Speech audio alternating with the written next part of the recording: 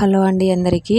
బీరకాయ పెసరపప్పు కర్రీ అయితే ఇలా చేయండి, చాలా బాగుంటుందండి. ముందుగా స్టవ్ పై గిన్నె పెట్టుకొని ఆయిల్ పోసుకోవాలి. ఆయిల్ పోసుకున్న తర్వాత పోపు దినుసులు, ఉల్లిపాయలు, పచ్చిమిర్చి, కొంచెం సాల్ట్ వేసుకొని అయితే వేయించుకున్న తర్వాత అవైతే వేయించుకోవాలి. అవి వేయించుకున్న తర్వాత అల్లం వెల్లుల్లి పేస్ట్, పసుపు అయితే వేసుకోవాలి. అల్లం వెల్లుల్లి పేస్ట్ పచ్చివాసన పోయిన తర్వాత మనం ముందుగా కడిగి శుభ్రం చేసుకున్న పెసరపప్పును అయితే ఇందులో వేసేసుకోవాలి. పెసరపప్పును ఒక 5 మినిట్స్ అయితే ఆయిల్లో ఇలా వేయించుకోవాలండి. ఇలా వేసుకుంటే పప్పు చాలా బాగుంటుంది, టేస్టీగా ఉంటుంది. కర్రీ కూడా చాలా టేస్ట్ వస్తుంది. పప్పు కూడా వేగిన తర్వాత బీరకాయ ముక్కలను అయితే కట్ చేసుకొని ఇందులో వేసుకోవాలి. బీరకాయ ముక్కలు కూడా వేగిన తర్వాత కొంచెం సాల్ట్ వేసుకొని అయితే ఒక గిన్నెపై వాటర్ పోసుకొని ఈ కడాయి పైన పెట్టుకొని అయితే ఉడికించుకోవాలండి.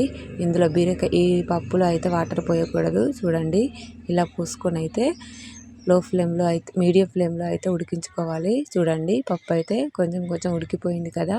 ఇప్పుడైతే ఒక టమాటాని అయితే కట్ చేసుకొని వేసుకోవాలి. బాగుంటుంది టమాటా వేసుకుంటే. టమాటా కూడా వేగిన తర్వాత మన రుచికి సరిపడా కారం, ఉప్పు అయితే వేసుకోవాలండి. మనం ఆల్రెడీ పచ్చిమిరపకాయలు వేసుకున్నాం కదా, కొంచెం చూసుకొని అయితే వేసుకోవాలి.